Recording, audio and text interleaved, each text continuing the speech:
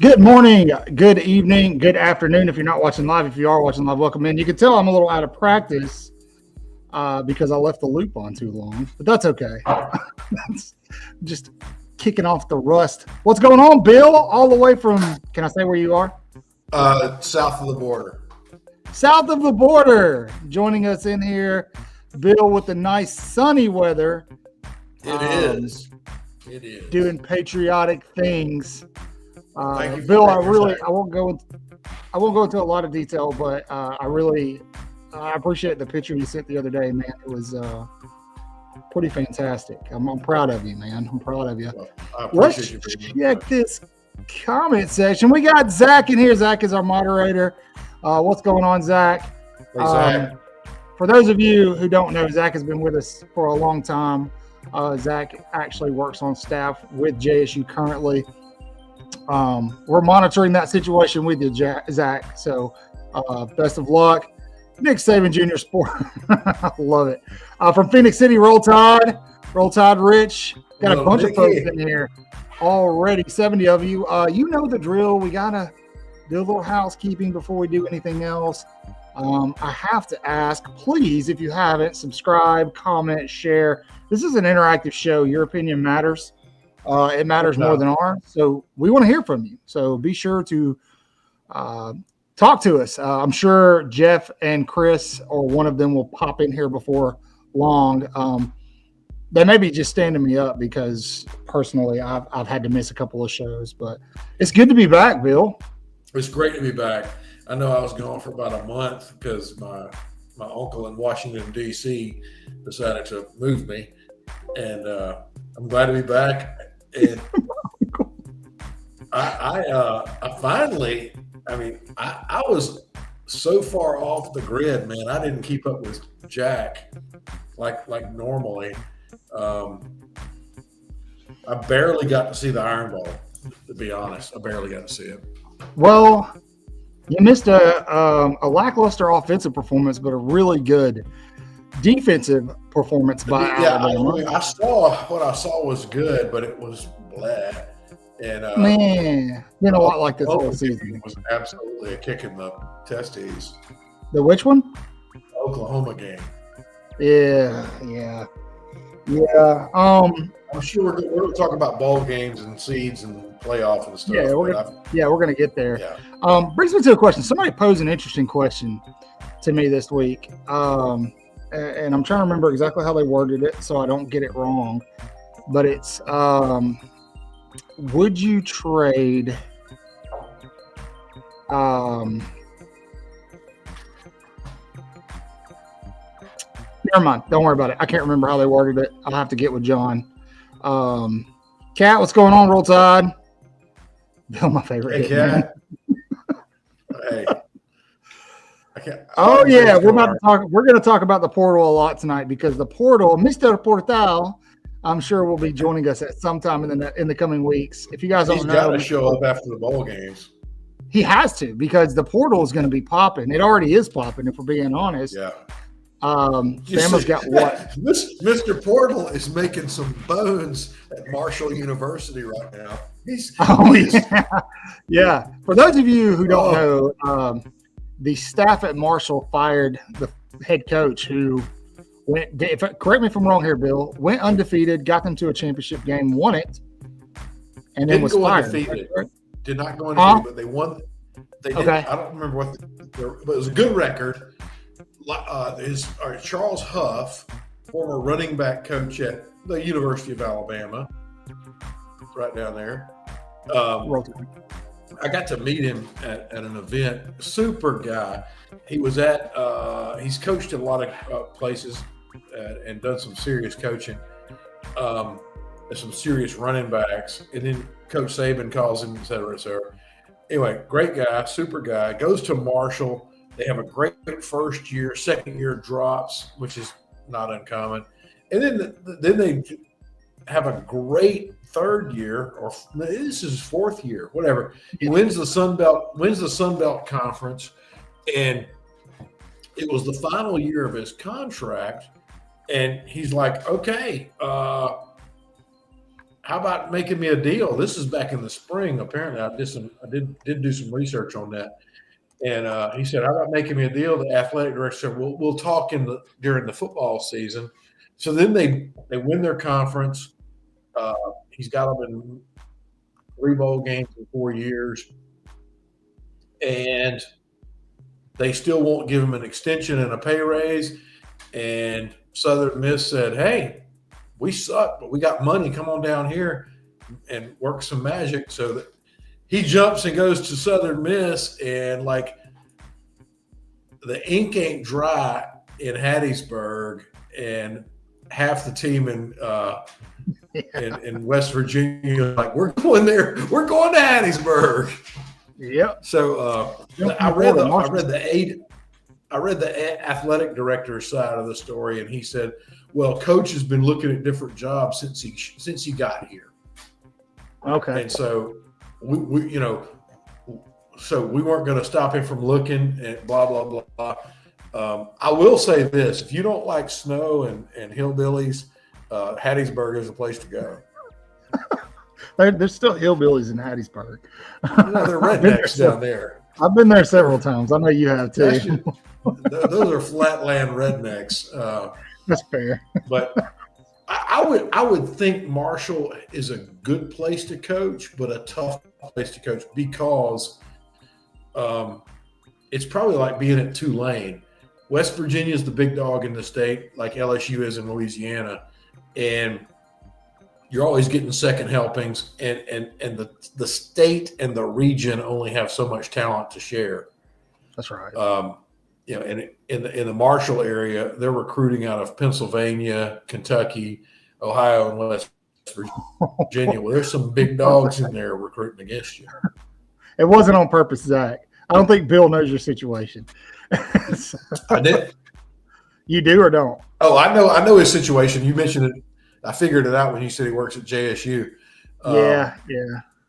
I told him just be patient. They took Rich Rod back. Let's see what happens.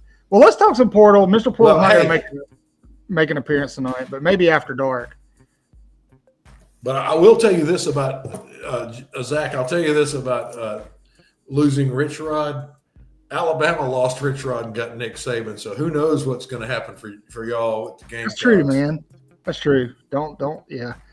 All right. They have like 4 or 5 rods on staff. All right. Let's talk transfer portal. Lots going on. I think last time I checked, Alabama had 10 entrances to the transfer portal. Nobody really surprising. I think the biggest hit for Alabama fans were the 3 wide receivers, but we kind of knew that was going to happen. Prentice, Law, and Caleb Prentice. Odom. Oh man. Yeah, Odom. I like all 3. I knew about K-Law. I didn't know about Prentice and Odom. Yeah, we kind of knew it was going to happen. If you didn't know Odom was going in the portal, you really haven't been paying attention. I mean, the guy was pretty loud on social media about how unhappy he was with his targets. Kendrick Law is the one I think is probably the that sucks the most, just because Law's ability on the field isn't running routes. It's not catching balls. It's blocking. The guy is insane, especially shoring up edges in the run game and things like that. And so, but to Kat's point here, I don't think we need to sweat the wide receiving room that much. And I'm going to tell you why. Here's my question to you guys. Here's my question to you. I just burped in the mic. Sorry, guys. Would you rather have one Ryan Williams, or a wide receiving core full of Jeremy Bernards?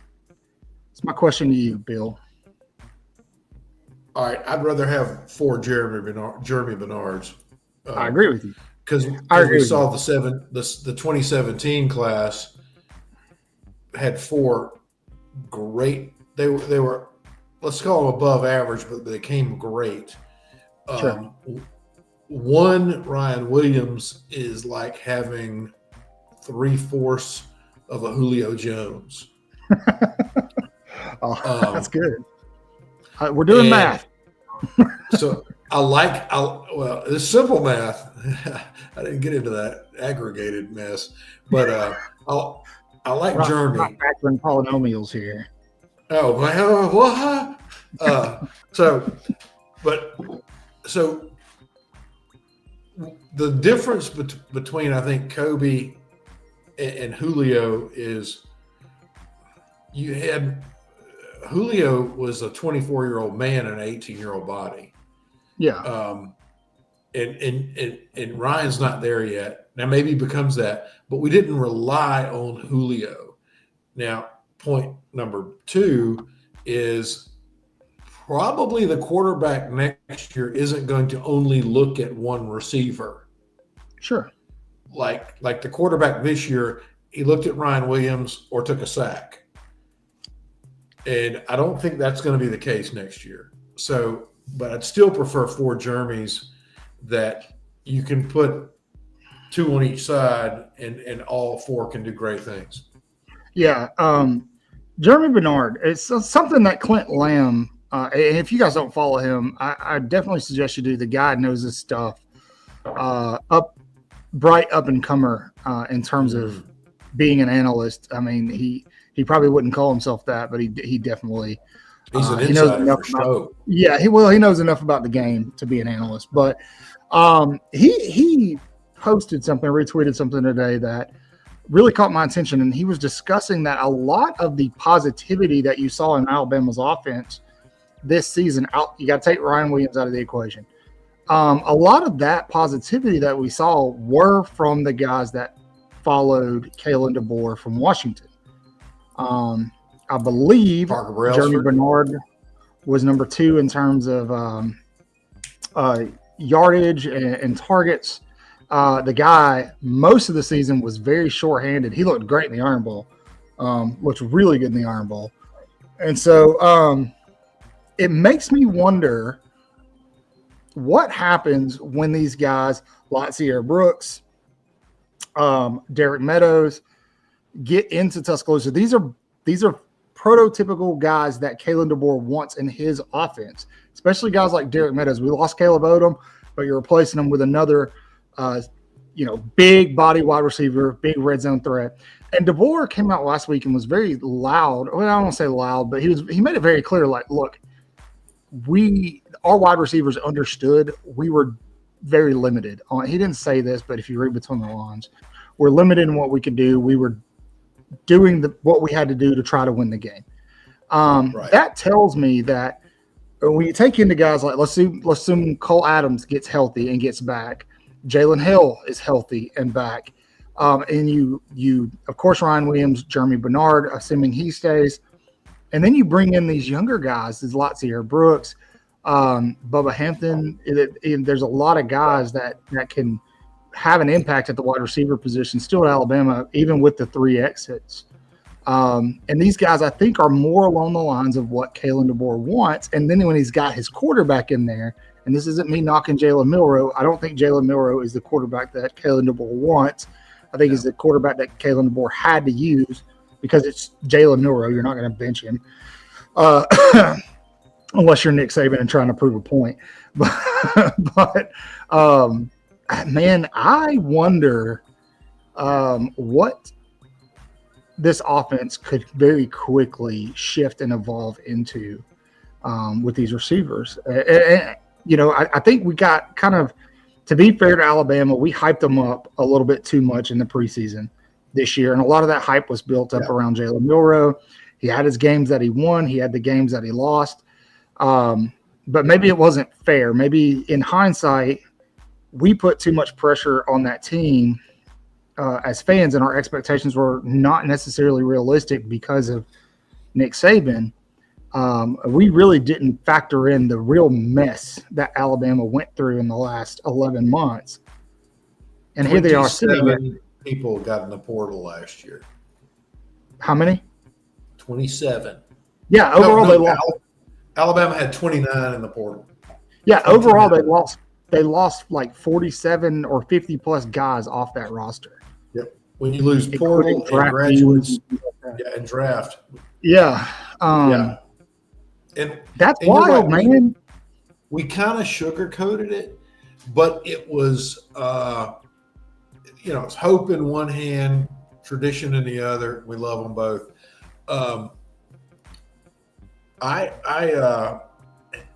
The hope was we thought Milroe had progressed more than he did.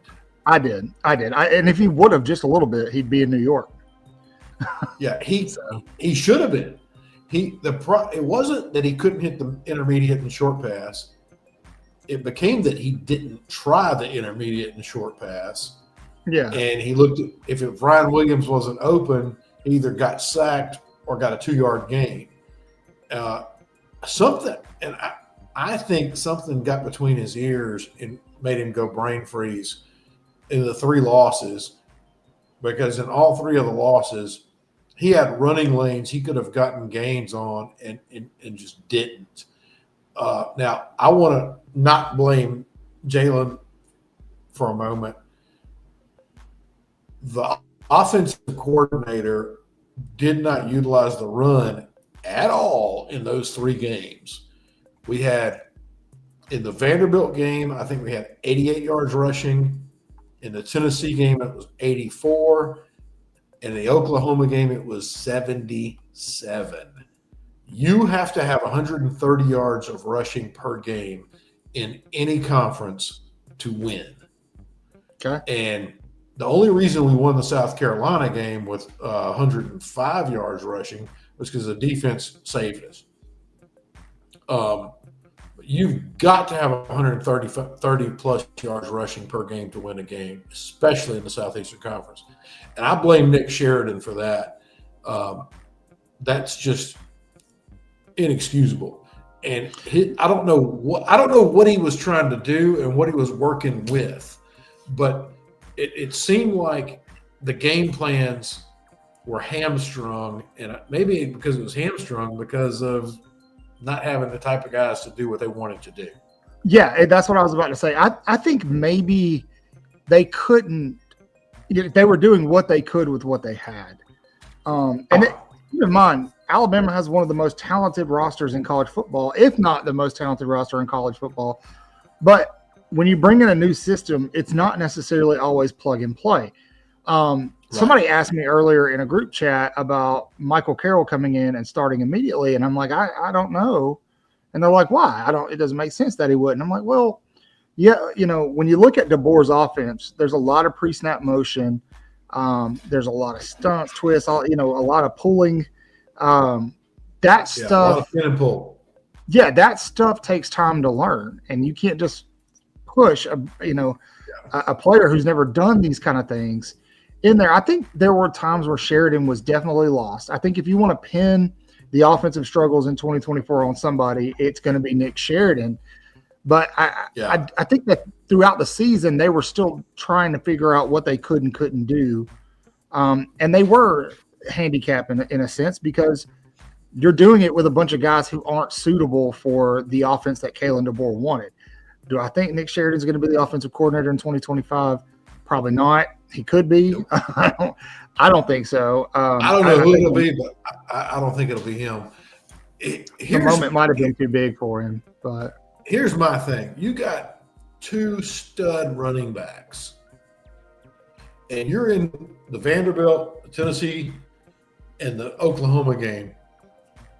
My game plan with my broke back butt, if you'd put me at quarterback, the game plan would have been hand it to those 2 guys every freaking play, because that offensive line got better this year. And Jam Miller and the other running back, Justice Haynes, they were going to get their 4 yards every touch. So, you get 3 4s, that's a first down. And it seemed like, especially in those 3 losses, we were trying to use the pass to set up the run, and that's not effective football. Go ask all the I think that was on this offense. So I think as Alabama fans, our favorite thing to scream during a football game is run the ball. And that's because we're used to Bama being this, ground them into the dirt, go head to head in the trenches. But what I challenge everybody to remember is a couple of things. First and foremost, the talent in college football is much better dispersed, right? Alabama, Georgia, those teams they've stockpiled talent, but so have other teams who typically wouldn't be able to. This is because of the transfer portal and NIL. So when you're talking about the trenches, which you need strong trenches to run the ball, the right side of Alabama's line this year was not dominant. The left side was great. It was weird how the right side got weak. Yeah. We saw that. Yeah, we saw that starting in week 2. And then secondly, offenses are changing. And I did a video about this. I've talked about this a lot, and a lot of people kind of laugh at me. Offenses are changing very fast and very quickly. Okay. So these huge linemen that we're used to seeing in Alabama, these 350, 360 guys, they don't cut it anymore, especially on the ends. Tim, great point. Exactly what I'm talking about. So you need more agile guys. When you look at Caden Proctor last year, where did he struggle, right? It wasn't a strength problem. It wasn't a hands problem. It was he couldn't move laterally quick enough to keep his quarterback up, right? Yeah. He was off balance. He was off balance last year a lot. Yeah. And that's becoming kind of the nuance of college football. And we're getting away from, in general, in the sport, you're getting away from that ground and pound offense because defensive linemen are getting better. Linebackers are getting better. It's not as easy to run the ball in general. And then the offense in college is changing. I don't know that it's changing for the better. And I think it's starting to bleed over into the NFL product too. And I think people are starting to have a problem with that. The quarterback play in the NFL isn't as good as it used to be. But as Alabama fans, we're traditionalists. We're probably more traditional than anybody in college football, right? And not only that, we're very set in our ways.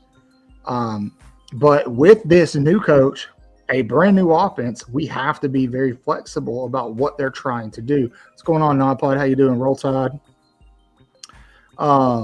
Yeah, exactly. And that goes to my point earlier. Somebody asked me earlier if I thought Michael Carroll was going to come in and be a day one starter.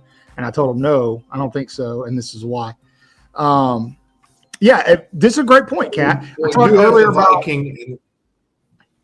Sorry, Bill. Yeah. I talked earlier about Clint Lamb's comments about some of the high performers on this offense were guys that Kalen DeBoer brought with him from Washington.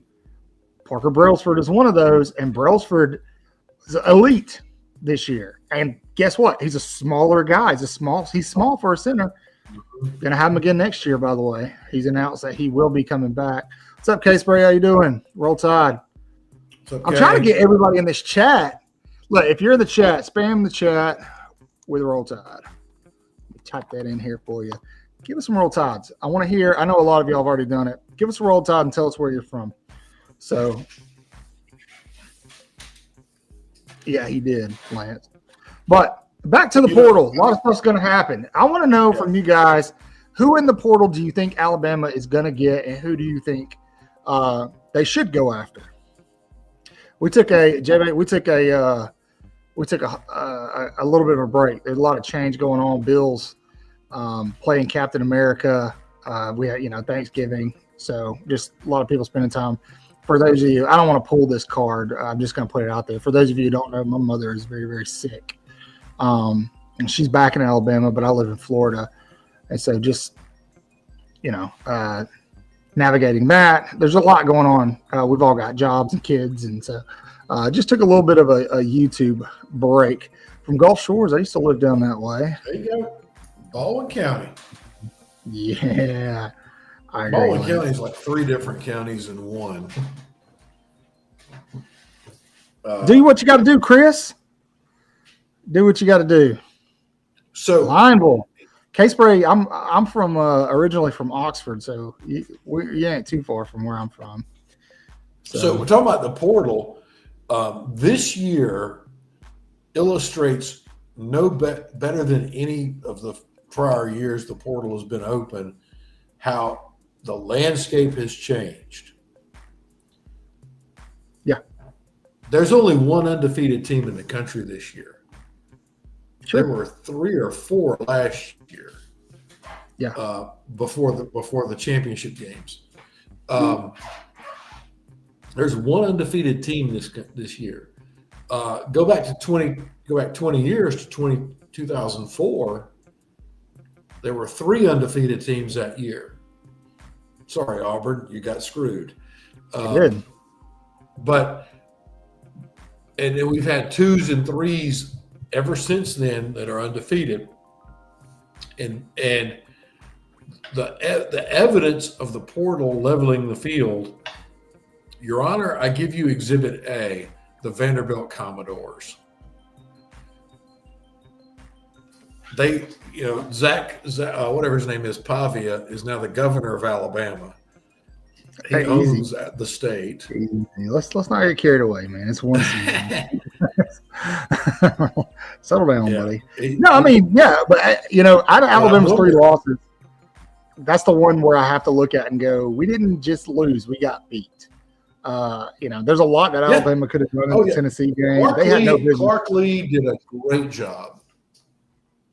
Yeah, Alabama had no business losing to Tennessee. They easily could have won that game if a few things get corrected.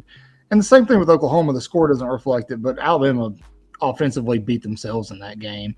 And really the game that they got smoked was Vandy. But that goes to your point, Bill.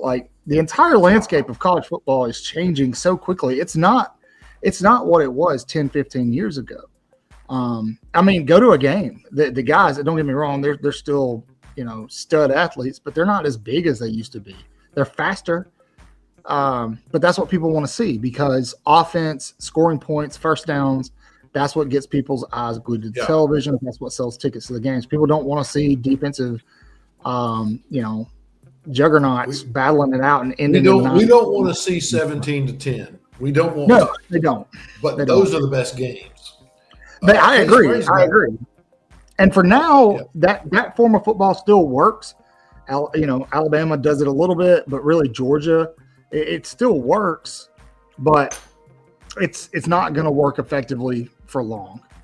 I don't think. And I think there's certain teams who have figured out they found a balance with what's guys like Gus Malzahn, Hugh Freeze, what they've brought into college football with this spread, hurry up tempo offense, and then the RPOs. They found a balance in using that and combining it with that old school ground and pound method. Texas is a great example of what Sarkisian's been able to do. He's done a lot of that, and so it's changing, man. It's changing. On top of the portal and NIL, a lot of things are changing about college football. Now, Bill, let's talk playoffs. All right, let's talk playoffs. Let's talk playoffs. I'm just going to straight up ask you, Chad. I know what you're going to say, but I'm going to ask you anyway. Did the committee get it right? Yes. Take the glasses off. They did. Wow. You were the last person I was expecting to say yes. All right. So here's why we got it, how the committee got it right. Bama was the highest ranked 3-loss team. Sure. And if they win either Vanderbilt or Oklahoma, they're in the playoff. We said this in the spring, a 2-loss team is going to get in the playoffs. Yeah. And Bama got 3. They effed up, and it's all on Bama. And SMU has looked real good this year, and Indiana has looked real good this year, and Boise has looked real good this year. Now, I think all 3 are going to get smoked in the playoffs. And if all three lined up to play Bama in 3 consecutive days, Bama wins 2 out of 3, just because they're tired on one of them. They might win all three. But you don't take care of business, you go to the Heritage Senior Citizens Bowl in Tampa. And Alabama didn't take care of business, and the committee got it right. I got pissed off hearing about the whole who deserves to be in the top four, who's the best team that should be in the top four. And it's not about who deserves. It's who took care of business. SMU and Indiana took care of business. Clemson screwed us, and Dabo can take if. I'm convinced that happened on purpose, man. I'm convinced. The one thing that couldn't happen, if you looked at the playoff predictor the day before, Alabama had an 86% chance of getting in. There was only one thing you had to do, and that's what happened. SMU just don't shoot yourself in the feet, and they did. And, whatever. I think Clemson's probably going to get smoked in the first or second round, too. They're not good. There's a lot of things. I found it interesting. Cade Clubfoot, he kind of looks like physically Sunshine, his physical posture, but he ain't near as good. Did you see his geocaching Snapchat thing? You know, everybody else is Snapchatting girls talking about let me see you naked and stuff. He's Snapchatting this girl talking about some let's go geocaching. That's hilarious. Just awarded after the season. Look, I think this.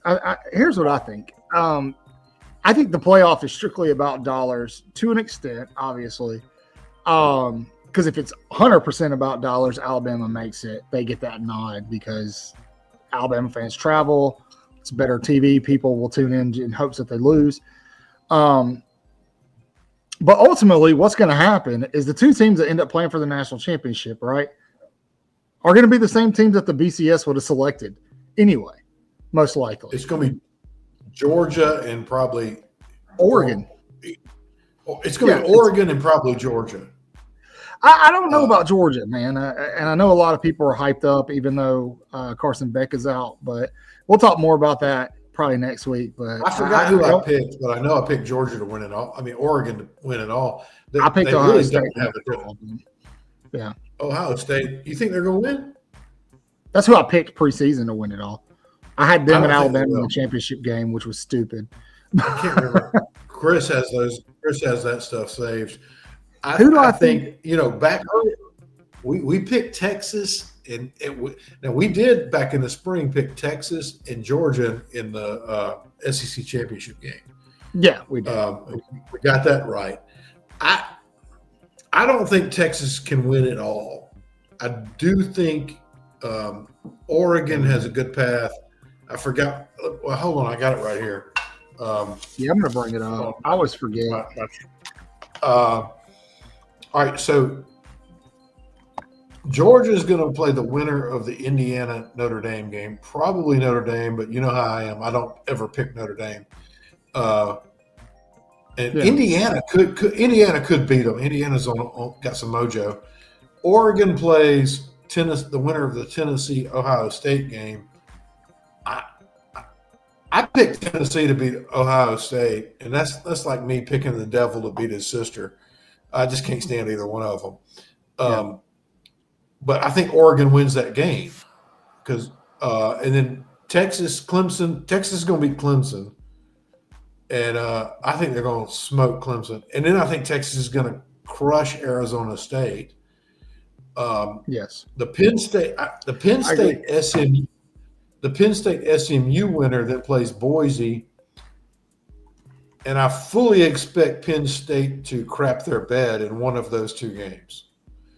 They'll either beat SMU like a drum and lose to Boise, or SMU, beats Penn State, and then I wouldn't know who to pick between Boise and SMU. But I do think Georgia's got a path to go play Oregon. I do. Just looking at it, I'll be honest, just because I was pretty busy over the weekend. This is the first time I've actually sat down and looked at the bracket firsthand, and Georgia does have an incredibly easy path to the national title game. And I think if they get Indiana in the Sugar Bowl, it's going to be ugly. If they get Notre Dame in the Sugar Bowl, it's going to be ugly. Maybe. Kirby already knows how to beat Notre Dame. Yeah, but you're also not playing with your starting quarterback, and I get it. Everybody's like, "Oh, the backup looked great." He did against a team that didn't know he was playing, that didn't know he was going to play. So you give these guys chances to to confuse a second string guy that's coming in. And let's be honest, Georgia's offense wasn't necessarily lighting it up all season. They had moments where they looked extremely sketchy, much like Alabama. So I don't think Georgia's a lock. I think they're definitely a heavy favorite, but I don't think they're a lock. I think you said it best. You said it last year, and you said it again this year. If Beck gets pressure, he screws up. Yeah. And in their 2 losses, that's exactly what happened. Beck gets pressure, and so it makes me suspect about the Georgia O-line. I don't remember enough about their backup. All I know is I didn't talk to y'all around the time of the SEC championship game. I didn't watch it. I didn't watch it live. I was watching with some guys, and the collective response of the room was, "Oh damn, he's dead." Oh yeah, I saw the hit. It was rough. I mean, I think the Georgia quarterback room is probably meeting in an ICU right now. K-Spray, potentially, I bet the committee that put them in there is hoping that they will be, because if not, Alabama fans are going to let them hear it. If they don't make a deep run, Alabama fans are going to be pissed. And a lot of the national media will too, outside of Booger McFarland. A lot of guys thought Alabama – I was shocked. Joe Klatt thought Alabama should have been in. That one caught me off guard, but he did. I think the one that's going to be the TCU this year is Indiana. If I go with agree. Yeah. Football gut, Notre Dame's going to wreck Indiana. It would be a Cinderella movie worth making that Indiana beats them at South Bend, but Indiana had a very favorable schedule this year. Yeah. Lance, I get it, and this has been the media narrative for a while. The SEC going up north to play. Neyland Stadium was white out. I think it was yesterday in snow. It gets cold in Knoxville. Yeah, those Tennessee boys are used to cold, man. Like that, snow's not going to bother them up there. It's like now where the weather's going to make a difference is SMU going to Penn State. Yep, sure will. That's going to make a difference. Dallas does get cold, but Dallas usually gets that nasty cold in January. They don't usually get it in mid-December. Yeah. Now, in saying that, I think Ohio State is a better team than Tennessee. I think Tennessee has one of the best defenses in the country that nobody really talks about. Offensively, you said it earlier in the season. Yeah. You said it before we played them. You said that Tennessee defense is nasty. Yeah. Offensively, I'm not impressed by Tennessee, just based off of what I've seen from them. I think they can light it up when they're on. It's better than Gus Malzahn smoke and mirrors. So I'm not necessarily worried about Tennessee winning it all. I think for me, again, it's Oregon or Georgia. I'm leaning Oregon right now just because of the Georgia QB situation, but could be completely wrong there. What a movie this will be. That Dan Lanning, the former Georgia coach, beats his former head coach, and both of them used to be on the Nick Saban staff. Oh, that Nick Saban tree extends far, man. It's got many branches. It's huge, man. It is huge. We started off talking about Charles Huff, and now and Kirk Cignetti at Indiana he was on the Nick Saban tree for a while. Lance said it's 50 in Dallas. It's 50 where I am too. It actually might be like down in the 40s right now. I think it's 85 where I am right now. Everybody's dressed like it's snowing out. Like, relax. Yeah. I called my wife, and she said, "I don't have enough warm clothes." I said, "I don't have enough shorts and t-shirts." All right. Yeah. All right, Caleb. Let's talk about it. So, Concepcion, as I like to say. I think Bama's got a good shot at him. There's a crowd out there that thinks that A&M's going to throw a big check at him and land him. If he, we always tell you, you approach the transfer portal stuff like you do recruiting, follow the visits. He is in Tuscaloosa now, I think, for a 3-day visit. Out of the 3 of those, if I was going to tell you, like, who am I most comfortable that Alabama will see on the field in Crimson next year, it's Kelby Collins, I think. I was thinking the same thing. Yeah, Concepcion's going to get a lot of money thrown at him, a lot of money. And Alabama, Alabama's made it loud and clear that when it comes to NIL, they're playing the long game. They're not going to blow their load on a single class. So, looking at you, Barn. But anyway, so they're still going to go 6-6 next year. Yeah, probably. I didn't even look at their schedule, and I can tell you, 6-6. Welcome to the Birmingham Bowl. Yeah, he did cancel the A&M visit, but there's a school of thought out there that there's a reason he did that, and that's because he's getting a fat check, and Bama might be paying him to come visit. I don't know. We'll see. It's all hearsay right now, and so look, if he enjoys his visit, we'll probably find out pretty quick if he's gonna commit. I think the portal is open until the 28th, something like that. Somebody look that up for me. Yeah. It's something like that. Oh, we mentioned it earlier about the wide receiver room, and I just wanted to kind of loop back on that. Yeah. All right. So, Cole, you said if Cole Adams and who else was injured this year? Jalen Hale. Mm-hmm. Yeah. So those 2 guys coming back, and Cole Adams should get the Iron Man award for how he played this year. Seriously, man. That guy took a beating. He's a Timex. He took a beating and kept on ticking. Both of those guys in the film room, along with Ryan Williams and Jeremy Bernard, with these incoming youngsters, they're going to be coaches. And I'm excited about that. The development that those guys can bring to the next generation. And a guy like Cole Adams, he's going to go in there with his half arm on one side and say, "This is what you do at Alabama." And he's going to show that, you go out there and work your tail off and you can do good things. Absolutely. And I'm excited about that. I haven't done any I really need to do some deep diving on what's going to happen on the defense. I hadn't got there yet. I think the offense is going to set up pretty good next year. Yeah, I think in terms of portal additions, the defense is pretty solid.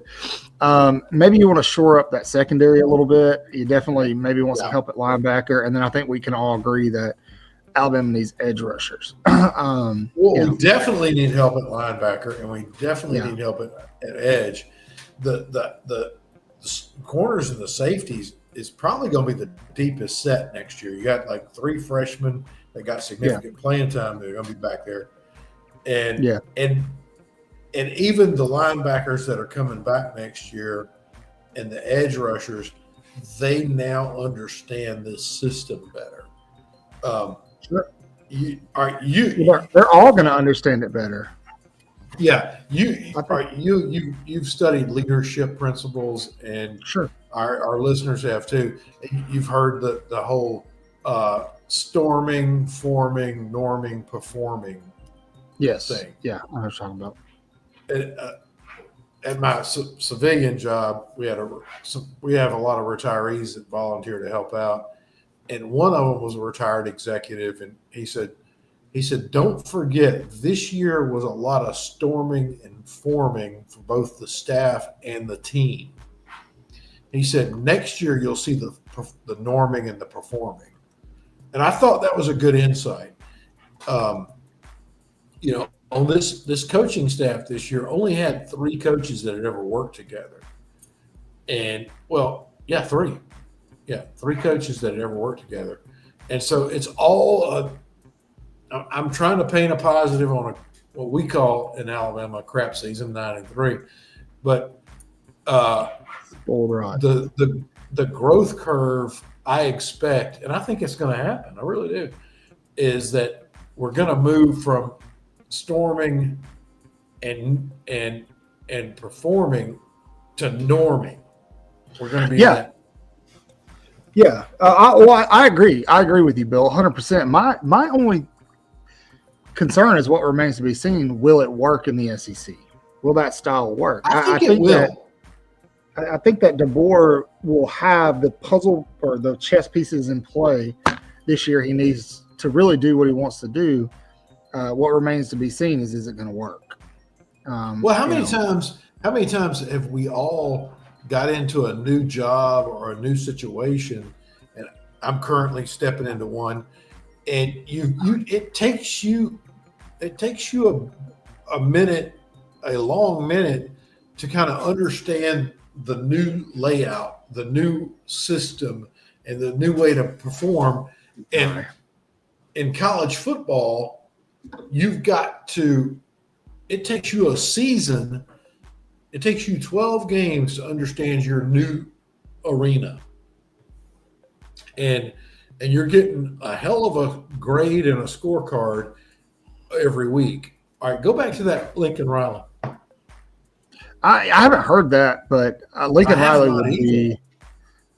would be exceptional at OC under a guy like Kellen DeBoer. I'd love to know where you're hearing that personally. But. Yeah, I'd like to know where that's coming from.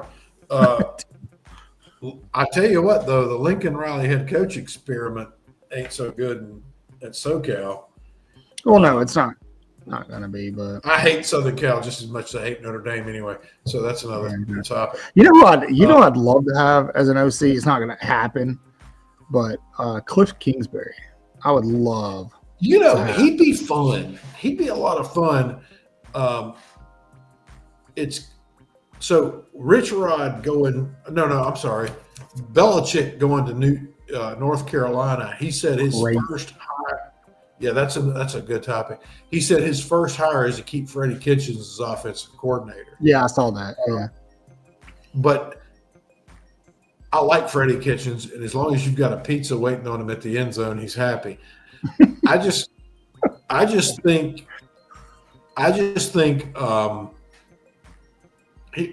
Kitchens is kind of like Jared Lorenzen at Kentucky. Feed him well and he'll perform. Yeah. I just think a guy like Kingsbury bringing that Mike Leach crazy pirate stuff and then blending it with a guy that's not crazy and piratey, Kingsbury could be good.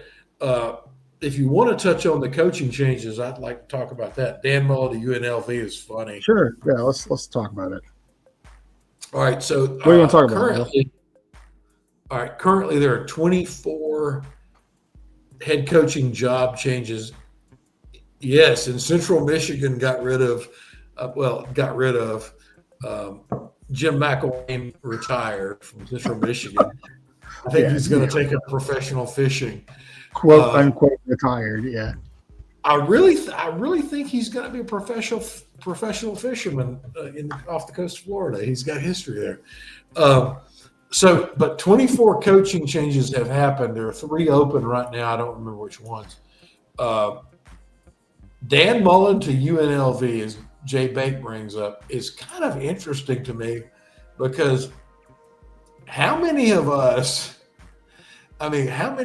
were talking about, hey, wouldn't it be great to get Dan Mullen as an OC at Alabama and Gene Chizik as a DC? And I'd still take Gene Chizik any day because he's a good guy, a good coach. Sure. But, Dan going to UNLV is kind of funny to me. Rich Rod going to West Virginia it makes sense. I don't know why it does, but it does make sense. The Charles Huff to Southern Miss we mentioned, that's a good one. But Belichick to North Carolina, that Yeah, he's the same age as Saban. He'll be 73 in a minute. And Don't say that. He's also the same age as Matt Brown. Oh, yeah, you're right. You're right. Guys, really quick, while we got a little lull in the show, we finally got our monetization back. So memberships are now open, super chats, all that fun stuff. So please give us your money. I'm just kidding. If you feel like donating, donate. That way we can keep the content coming for you guys. But I do want to say, just let me make sure everything's good. Yeah, we're good. Okay. Just make sure we didn't get demonetized again. Also, what we're doing, we're kind of gearing up to put a lot more back into the show since we got this whole fiasco with YouTube taken care of. And that also includes the WOSN. What's the WOSN, Bill? Tell me. Now, I'm just kidding. That is the Waaaay Offsides Sports Network. That's exactly what it is. We are doing like Clay Travis and building the Outkick Network. Well, we're building the Waaaay Offsides Network, and you can count on we're going to be second to Clay Travis, but we're going to be right there behind him. Eventually. So the idea, guys, is that if you're a content creator, you have a website, TikTok, YouTube, X, we want to create a network of people who can help support each other in creating content and exposure. We've been blessed since we started. We had a couple of months there where we just kind of things blew up, and we're still growing. We're not big by any means. I'm not trying to sound like cocky. But we did have a period of exponential growth. So we want to help other people do that. We want people to help us continue to grow. So if that's something you're interested in, you can always send us an email. That's waaaayoffsides@gmail.com. That's with 4 A's. That goes straight to Chris. So I'm not liable for how he responds. Chris is unhinged sometimes. So email at your own risk. But talking a lot about Big Bear get angry. Oh man, but there's a lot going on in college football right now. Some of it good, some of it bad. I want to know what you guys think overall about the sport, where it stands today, how it's changed. If you're happy with it, a lot of us dramatically say, the sport I loved is dead. Where is college football? What do you think about the transfer portal? What are you thinking about NIL, specifically the transfer portal? I think the transfer portal, first of all, I think these windows are open a little bit too long. I have too undefined, too weird. Yeah, I definitely have some issue with some of these, like Cam Rising. The dude's about to get another year. What's that, like 9 years of playing college football, something like that, 8-9 years? That's insane. Yeah. That shouldn't happen. Barring injuries, whatever you want to do. Yeah, Caleb, you're right. It is about money, and I understand that it's $1 billion business. But if you're going to make it, let's quit pretending like it's not, and just turn it into the NFL. Let's do an NFL style bracket, an NFL style playoff, 2 divisions. That's what the SEC and the Big Ten are going to do eventually. I know a co-host here who said that back in the days of just doing Spotify. Yeah, that's what he saw coming down the road, and I think you're right. I think that's what's coming. Yeah, Howard, I agree. There's got to be a cap on NIL. That's definitely. There was a graphic. Coach Saban said that 3 years ago. Yeah, and he's right. Yeah, he's right. We don't have a consistent rule book. All the way down to we can't define what pass interference is in college football. How or targeting. Hell, if we can't define pass interference or targeting, how in the hell are we going to define what the rules are going to be for the portal and NIL? Because the NCAA is like an old man in his 80s. It is impotent. No, yeah. End of thought. No, I agree with you. They're incapable of doing what they're supposed to do. it's not. It is having a direct impact on, and it's not just sport as a whole. Lee Holt, Lou Holt, Lou Holt, yeah, and he said, college athletics were designed and accepted into by universities because they taught kids valuable lessons as they completed their degrees, and you got guys jumping in portals 4 or 5 times. There's no way they're going to graduate. No. And a lot of these guys that are jumping in the portal 4 or 5 times aren't going to play at the next level.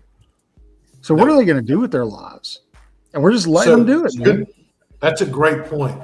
There are less than 1,700 roster spots on the 32 NFL teams. All right. Then you add about another 100 practice squad, injured reserve, blah, blah. So you've got 1,800 NFL potential positions. And I forgot the number on how many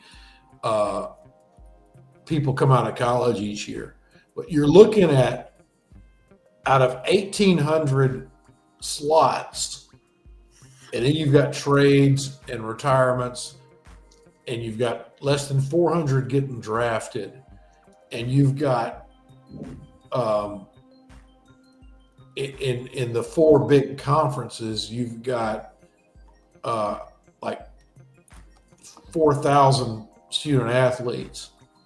So just in those 4 conferences, they're competing for basically about 300. You've got 1,000 plus athletes, more like 3,000 athletes competing for less than 400 draft slots and undrafted free agents per year.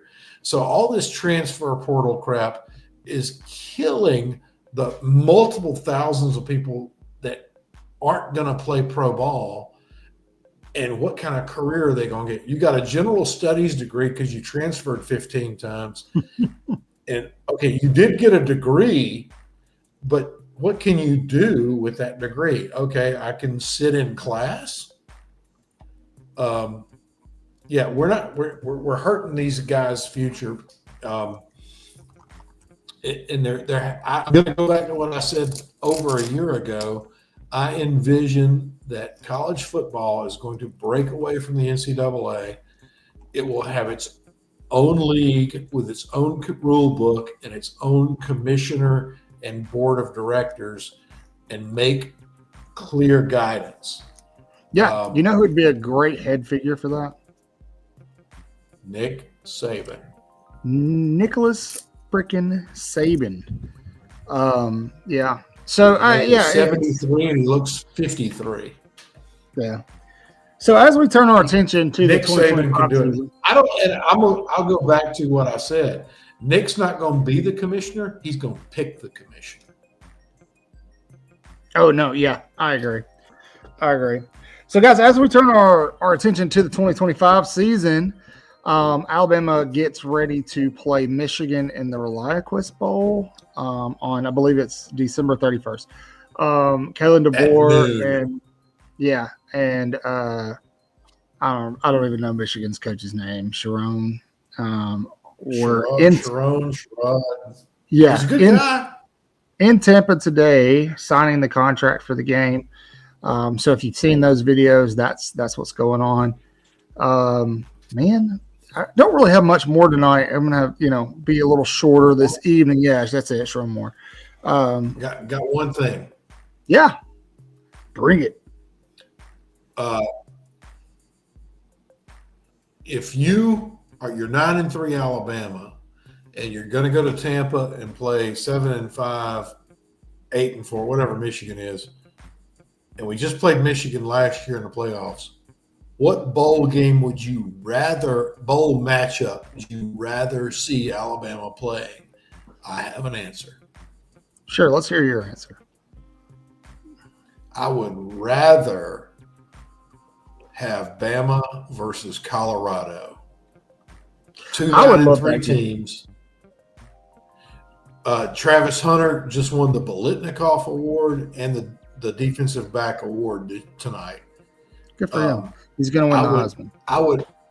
I'd rather see 2 9-3 teams playing in Houston than 9-3 versus 7-5 in a game we saw a year ago. I agree. I would love that game. Yeah, the only silver lining I see to it is, Jalen Milroe did announce that he's going to play. I think he kind of alluded to the fact that he's not going to come back. He didn't straight up say that. I think he did too. So it's an opportunity for Milroe and Alabama to kind of get their lick back. But I personally would like to see, one of the backups, one of the guys who has a shot. I hope we get to see a lot of Ty Simpson in that game. I don't care if it's Ty Simpson, Austin Mack. I just want to see who's got the most realistic shot of leading that offense next season. At least play a half of football. Yeah. If Alabama goes up big, pull Jalen Milroe at the half and let that be that. And the Jalen Milroe era is officially over at Alabama. Some people are happy about that. Some people hate to see him go. I'm kind of in the middle. Nothing against Jalen Milroe.